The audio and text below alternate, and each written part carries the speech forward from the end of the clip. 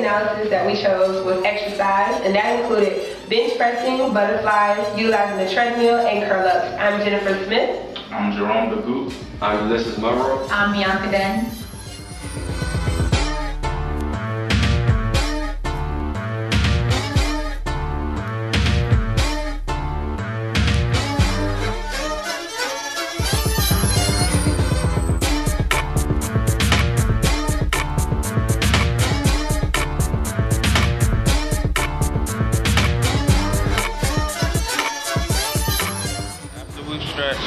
And the patient has to pick the appropriate weight for her curl. Step number 3 is to find a chair or a stable workbench to execute the exercise.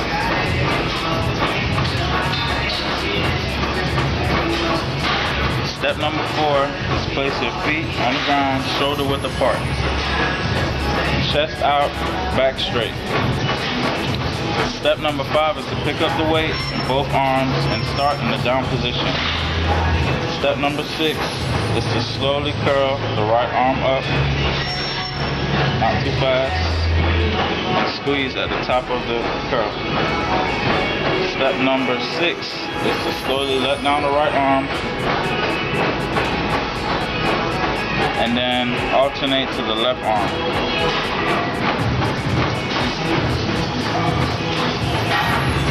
Step number 8 is to slowly curl the left bicep until the bicep is in full position, and then repeat as desired.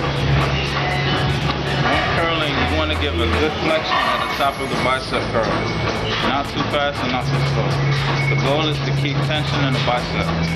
Some common mistakes when curling is the patient or the subject uses their back or their chest in the motions. That just means that the weight is too heavy and you need to reduce the weight in order to execute the exercise properly.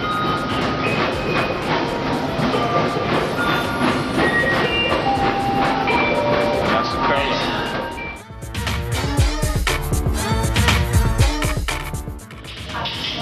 Next, we have bench press. First and foremost, you must have a spotter. And first, the client must choose an appropriate weight for himself. If not, the clinician will do it for him.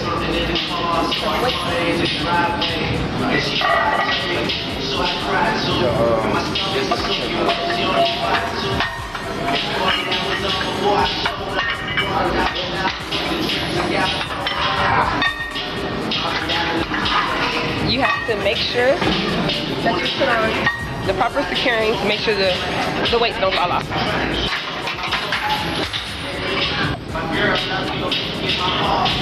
Next, the client first will need to sit down and make sure his feet are firmly on the ground with athletic shoes. He will then lean back and position his hands correctly by using his thumb to place where his hands will grip.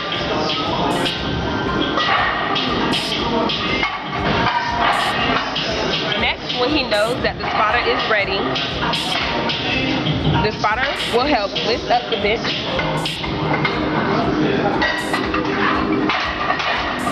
He will bring it down to his chest as he inhales and push it off of his chest as he exhales.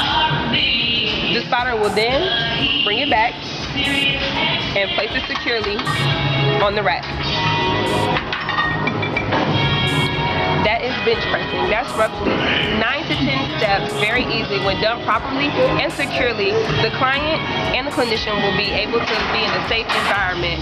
Some of the precautions you may need to take is to make sure the back is somewhat arched to keep the stress off of your back muscles, as well as you need to make sure you're properly stretched because you will be working out your biceps and your triceps when doing this exercise.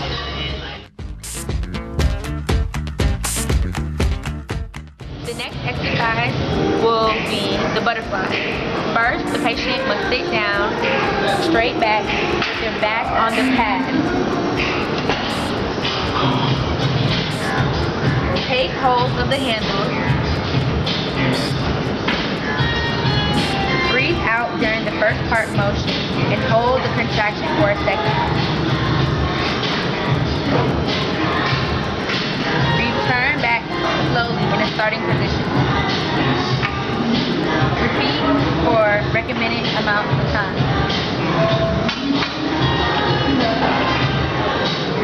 You can use pulleys for an exercise band to perform this movement. Also, there's a variety of pec deck machines where you place your forearms on the pad and elbow in a 90-degree angle.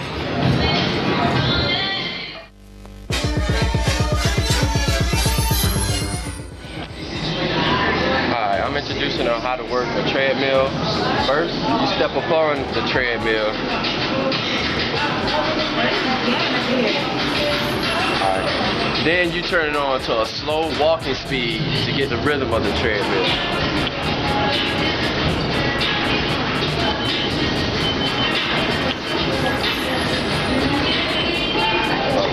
As you walk, you keep your eyes forward. You may increase the speed, but do not increase the speed to over 7 miles an hour.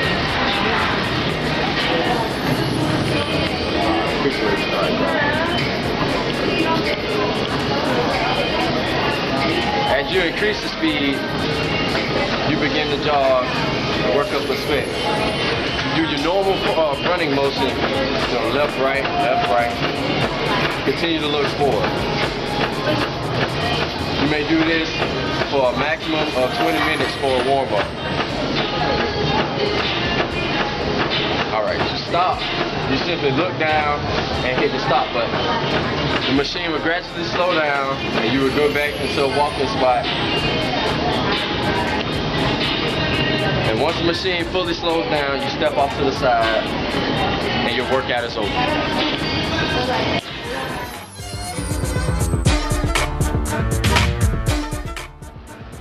Here we have the treadmill, and here we have our client potentially use the treadmill. As you can see, she has an amputated right arm, so there will be certain modifications made using this treadmill. First, you will hit quick start, and you will put on your clamp as it starts. As you see, since you have an amputated right arm, you have trouble with balance. So, you start off slow and you never get into the jogging, you stay walking for safety reasons. Too many modifications made except for the clamp and walking speed. So you can still get your full range of exercise even though you have an amputated upper limb. Alright, now the client will attempt to do curl-ups. First, we need to make sure that we find a stable bench or chair so that the client can sit on. And then we select the proper weight. We're going to use a 5-pound weight for the client. Before you start curling, you need to make sure that your legs are shoulder width apart, chest up, and back straight. Some precautions might be balanced because the client only has one arm. So we need to make sure that the weight isn't too heavy so that when she curls, she isn't using her back and shoulders, deviating from proper posture. Now first, the client is going to start in the down position and curl, slowly curl up and squeeze at the top of the curl and then go back down. Alright, today we have another patient who is experiencing the right arm amputation. And he's attempting to do the butterfly exercise. One modification is that he needs to spread his legs a little bit wider to create a balance and a force that will come from the bottom of the sole of his feet instead of from his back. Also, we have to reduce the amount of weight because we will be attempting it with just one arm. Try it.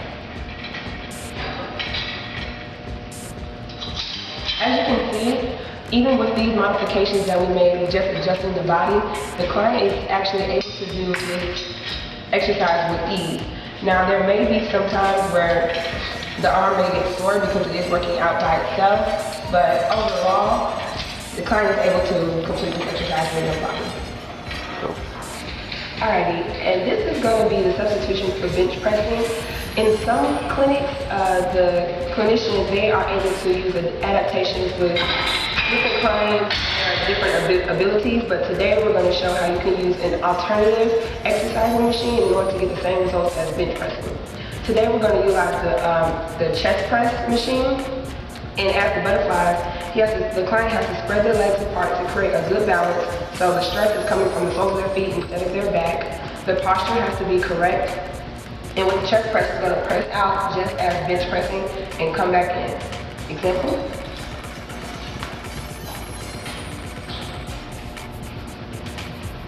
As you can see, it's the same kind of motion as it would be for bench pressing, except you're able to do this one with one arm and with more safety precautions instead of just attempting to do benching. Activity demands for these exercises include balance, and it also includes posture. Some other activity demands are endurance, range of motion, and building muscle strength. And this all ties into the holistic approach of the OT program.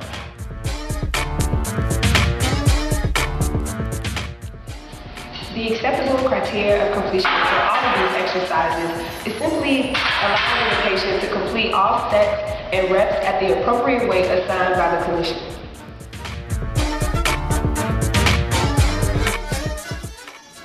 Some of the precautions that you need to take when utilizing any of these exercises is that first and foremost, you need to stretch to allow your muscles to get warm before any exercise. Next, when you are utilizing the exercises, you need to have proper posture and balance that is needed for the exercise. You must also need to bring a partner, especially when bench pressing. In our field, we will need appropriate clinicians and patients. You also need to have the appropriate weight to go on each of these exercises. The environment must be clean, and the footings of where your feet will go when doing these exercises need to have the proper shoes in order to grip the ground